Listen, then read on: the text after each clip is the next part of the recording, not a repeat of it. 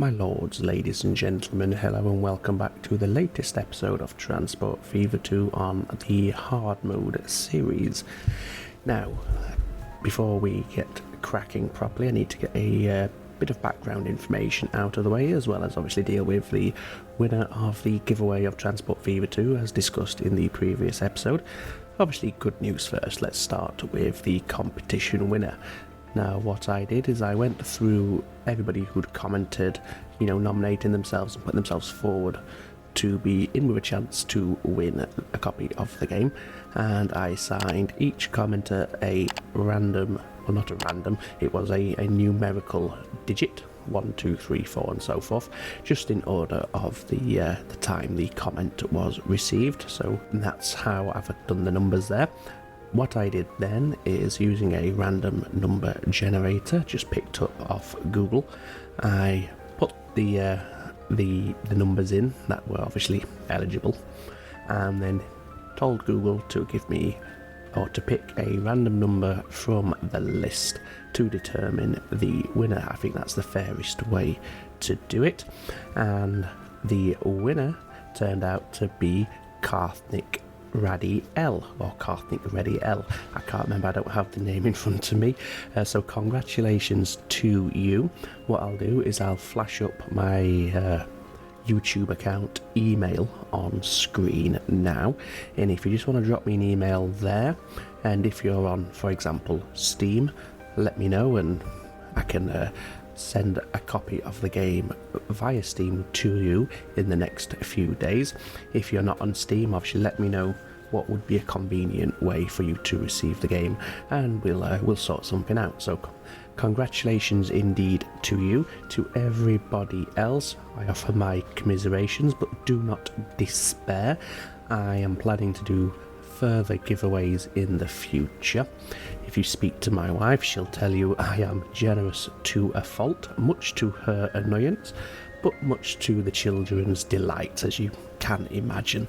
So for those of you who were unlucky this time round, there will be plenty of opportunities in the future and further giveaways in other episodes down the line, so don't be too disheartened.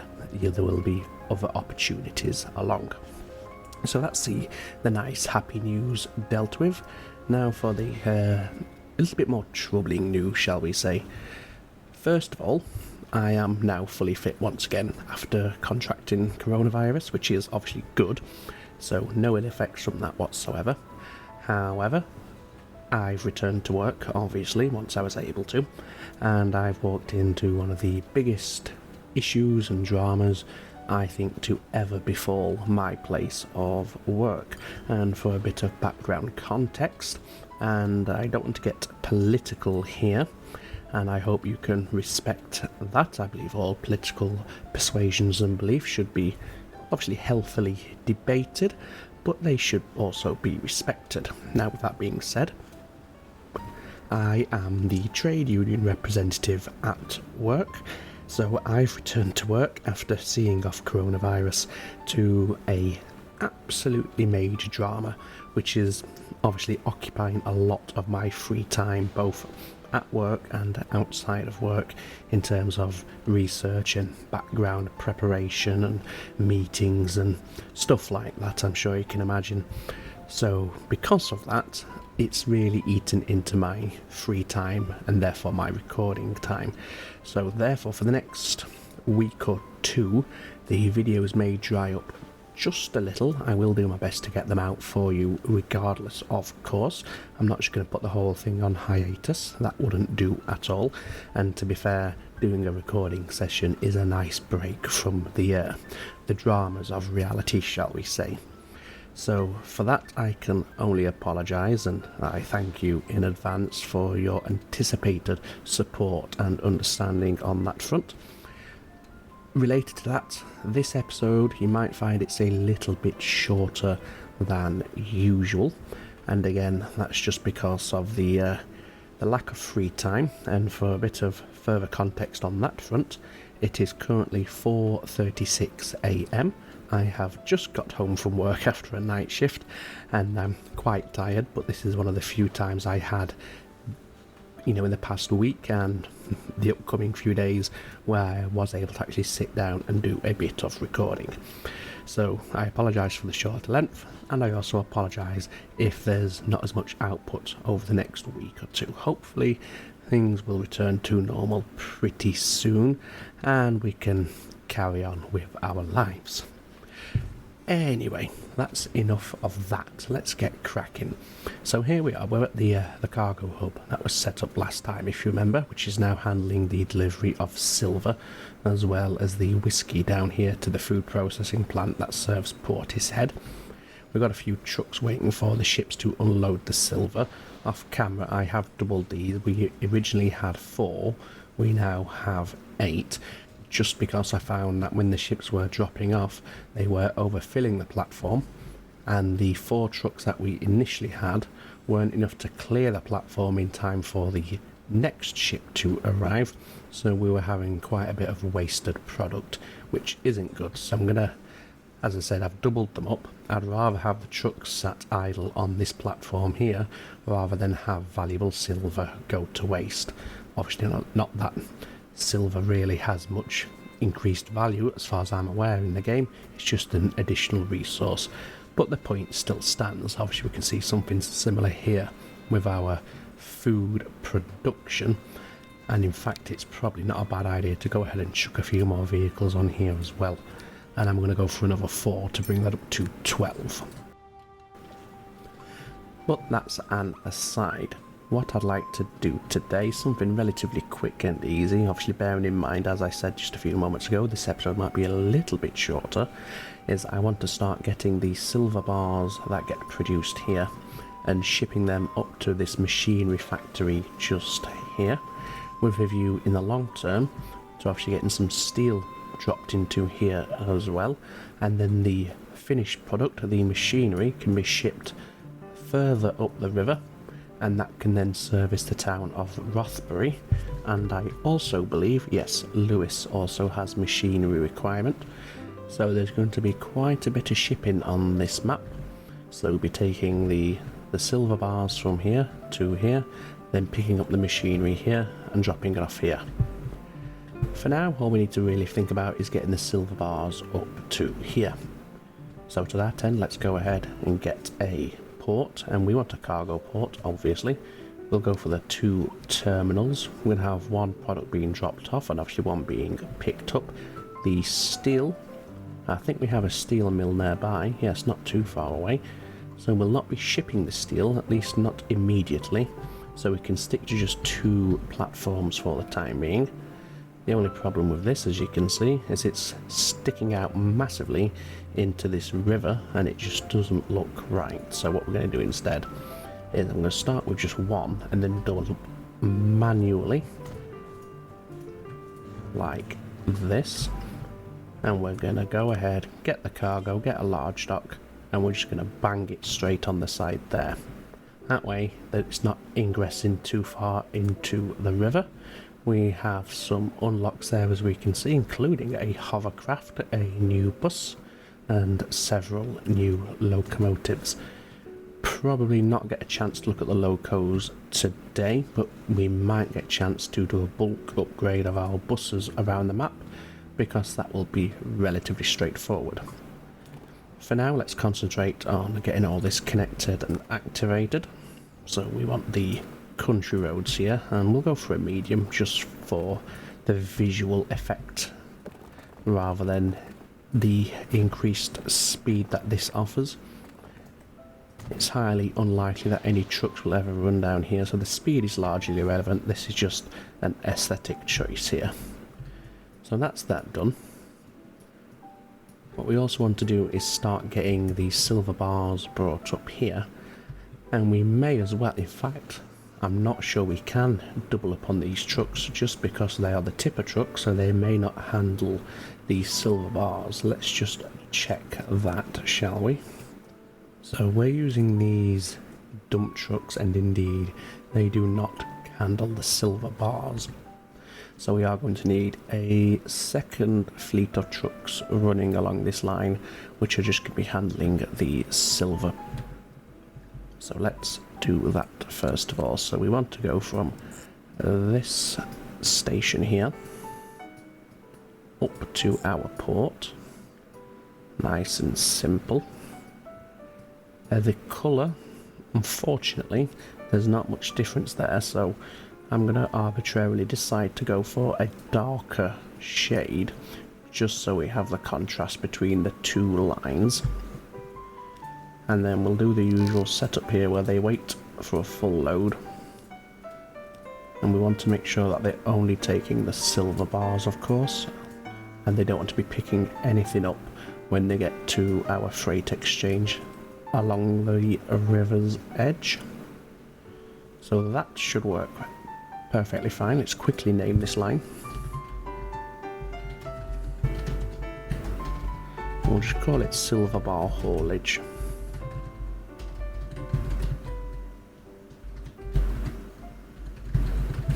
And that is from Bracknell to Portishead, as per the name of the factories. Like so. Again, we may as well just use this road depot here. And we want to make sure whichever we choose can handle the silver bars, and it looks like we'll be using the tarpaulin trucks. Higher power and higher capacity, so it makes sense. And we're going to go for 4 of those. And then just scoot over here so we can see the line. And that is that. Now there'll be no production yet because there's no demand here yet, but there will be in a moment when we do this. Into here. Very good. Full load if possible, but I will give them a maximum wait time of 2 minutes, I think. And you are loading the silver bars, of course, and here you're not loading anything. That's fine. Quickly name this.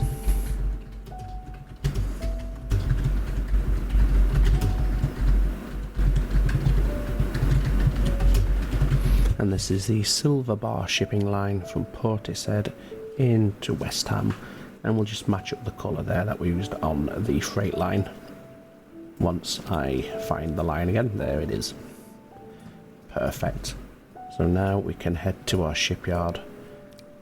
I think initially just 1 ship is going to be more than sufficient for this. And it's going to be the Axalp, just the 1. We will colour it, just for identification purposes. Pop it there. Now this should have a connection here, indeed it does. So we should now start to see some production of refined silver over here at the silver mill. And indeed we can see we have our first units waiting. Apparently it's carried in plastic bags. Well, whatever works, I suppose. And that's that for that little line. Obviously the onward production of the machinery will have to wait until we crank up this steel mill just here. I don't think there's an alternate steel mill anywhere nearby. There's this one, which we could then bring in on the river and drop the steel off down here as well. That is an option. However, looking at this one, we do have iron ore readily available. And we also have a coal mine here as well. I don't think there's any other raw production. Oh, they've got coal up here as well. Do we have iron near this steel mill at all? Not that I can see immediately. Okay, so I think we'll lean towards using this one just for the convenience of this iron ore here. And in terms of the coal, we have obviously the coal mine here. We just need to just decide how we would actually get this brought over to here. Now obviously it would be nice to see a rail line down there, and we do have a freight line here already, so it could easily and naturally be linked into our existing network, but obviously extending down this way. And then what we could also do is have it run back and branch off here. And if we could squeeze it underneath this bridge here and have a station here, that would be almost perfect. Although if we were coming this way, then we're going to have quite a sharp radius in order to bridge over this river here. And we're also at, well, we're pretty much at sea level, or the water's edge level here. So the track would also have to rise up quite severely and steeply in order to facilitate a bridge that would still allow shipping to pass underneath, much like this one here. Another option, and this is worth considering, is because this line is only a commuter line and thus isn't that busy, we could have the train run down here, or we could have a third and fourth track paralleled up with this one and then have it come off down here somewhere and have a drop-off point here. That is also an option. While I'm thinking about that, what I am going to do is go to the vehicle manager, go to our road vehicles, and just go through, select all of our bus lines that we currently have, and see if the newly unlocked bus is superior, and if it is, then we shall exchange all of our buses for the one we just unlocked a few moments ago. Right, I do believe that is all of them. Indeed it is. Let's have a look here. So we're using this Mercedes-Benz 06600. The MAN, it is faster.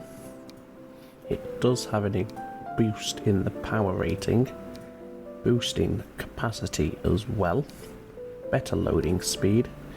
It is heavier, but it is better on the emissions, and it's not much more in terms of yearly maintenance. So I think on balance it is worth the upgrade. So let's go ahead and have a bulk upgrade of our bus services.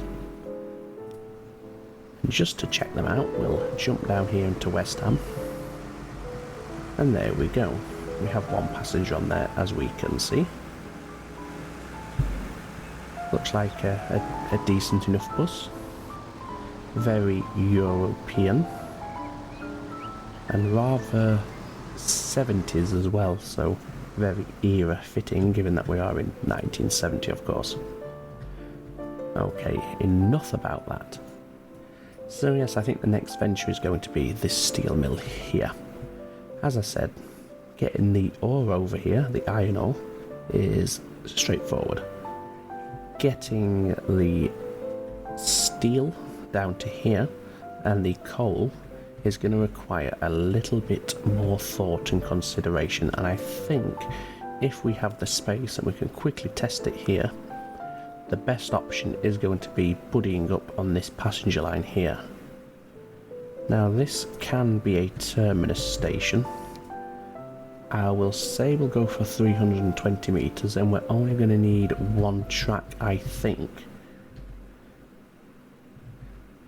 Now the problem is, I don't think we're going to have access. Like if we were to put it there, we don't have a connection, which is a little unfortunate. And as I said, if we were to put it somewhere like this, obviously we can't because of the road, but suspend disbelief for a moment, we wouldn't be able to get over this river in time or in a good tidy manner. Well, in that case we might just have to go for smaller trains down here, because if we were to put it is a bit tight actually. Okay, let me just have a little think about this, and because even if we went this way and came over the river here, we would still have to raise up the track quite a lot, at least 15 to 20 meters minimum, in order to get a decent bridge. Okay, right, we could use road vehicles. That's an option. And to be fair, it isn't the greatest distance it would have to travel.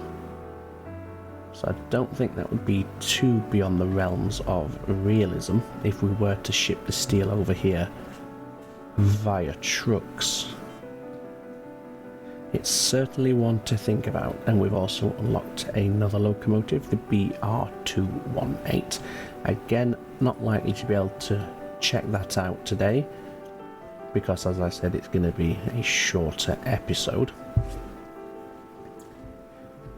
I think to get things started, rather than waste time trying to figure this out, we'll at least get the iron ore dropped in. That's easy enough.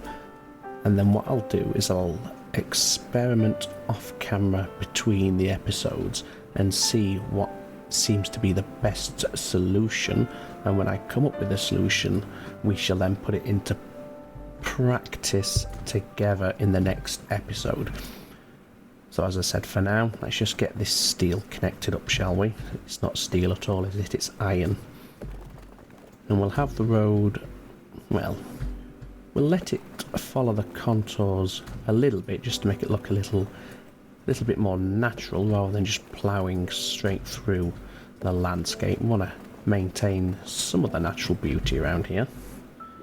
Of course, the natural beauty is offset somewhat by the fact we have a giant steel mill nearby, but there you go.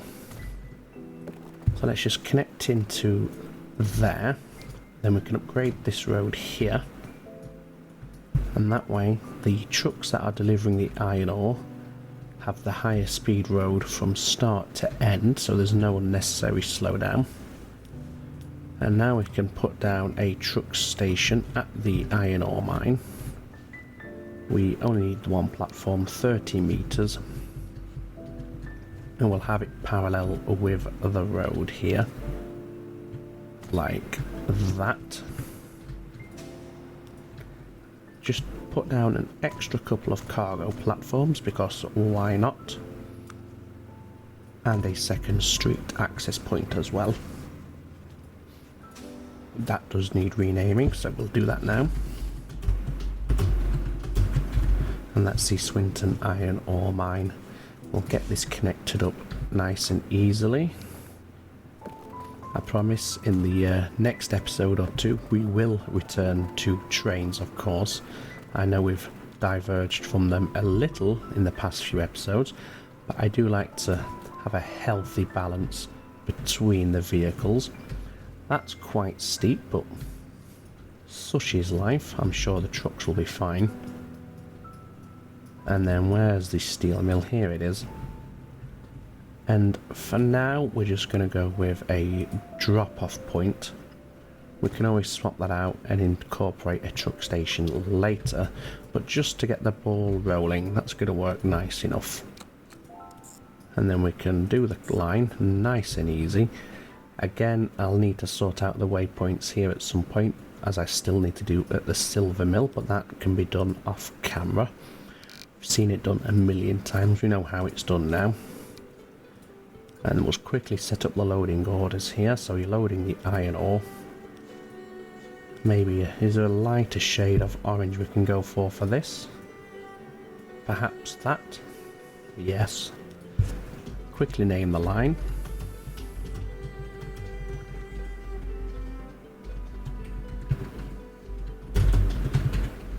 And this is the iron ore haulage line, and this is based entirely in Swinton. There we go. Do we have a road vehicle depot somewhat nearby? We have this one here, that will suffice. So we want cargo, iron ore. We'll go for the dump truck again over here. To begin with, I think 5's going to be enough. It's only to get things rolling. It can be further balanced as things really kick into gear. Let's just have a look, see if we've had any silver bars dropped off at the port yet. I imagine we will have. Indeed we have. Has the ship left with its first load yet? It has, and it's only carrying 51. Now as this factory increases and starts getting the supply of steel, it's likely going to call for more silver. For the time being, however, these boats here are likely quite overkill for the amount of cargo that they're actually bringing in. So that's one thing to bear in mind. I mean, even if it is a lost leader, we can afford it. We are currently accumulating 46.5 million per year. Obviously that doesn't include your investments due to the cash flow mod. So just the profit and loss on our lines at the moment is pretty good, as we can see there. Income 218 million, maintenance 171. So even with a non-profitable shipping line, I think we're going to be good on that front. Okay, I think, as I said, we're going to leave it there, and once again I apologise if this is a shorter than usual episode. Obviously I've provided the reasons as to why that is at the start of this video. When we return, we shall, as I said a few moments ago, turn our attention once again back to rail freight and passenger handling, and what we're going to do is, the likely candidate is getting this coal brought down here, and that does lend itself quite nicely to a rail line. And in fact it would be quite a scenic rail line because we'd be crossing the two rivers. My initial thought is that the station would be on this side and the track could run this way, skirt around this little hill over to the left, hug this little bit of coastline before then darting over this river and this river into a station in this area somewhere. And then obviously we'll have a connection point into this line, so it forms part of our cargo network. Okay, so what we're going to do is we're going to pick on a new vehicle to take a ride on, and for something a bit different I think we'll go for one of our buses. Now, the city with the most extensive bus network is probably Nuneaton.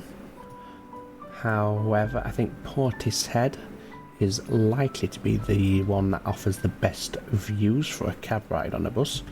So we're going to jump on a Portishead bus, even if it's not going to take us around the entirety of the city. So we'll just pick on this one, number 169. We'll hop on the front. We don't need to see the bus. We saw it a few moments ago, obviously, when they got upgraded. And we'll just enjoy the view around Portishead. For now, all that remains for me to say is, as always, take very good care of yourselves, ladies and gentlemen. Apologies once again for the brief nature of this episode, but it's ta-ta for now.